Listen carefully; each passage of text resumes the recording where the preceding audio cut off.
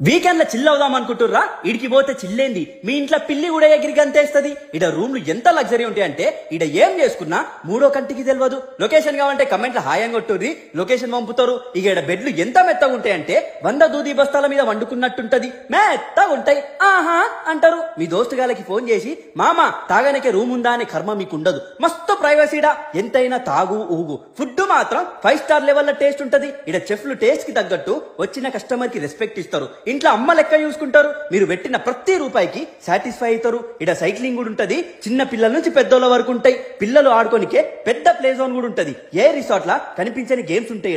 ఈ రిసార్ట్ లా మన ముంగట్నే కొన్ని వందల నెమళ్ళు తిరుగుతూ ఉంటాయి. ఈడ ఆడుకోనికే పెద్ద గోల్ఫ్ ఉంటది, పెద్ద బాస్కెట్ బాల్ ఉంటది, పెద్ద వాలీబాల్ కోర్ట్ కూడా ఉంటది. ఈడ అన్ని పెద్దవే. లగ్జరీ స్విమ్మింగ్ పూల్ ఉంటది. దుంకితే మళ్ళీ బయటకి రా అని అంటావు. ఈడికి మీరు ఎవరితో అయినా పోవచ్చు. ఈడికి పోతే రాత్రి నిద్రపోవు, మీ చుట్టూ స్వర్గమే కనిపిస్తది. అడ్డమైన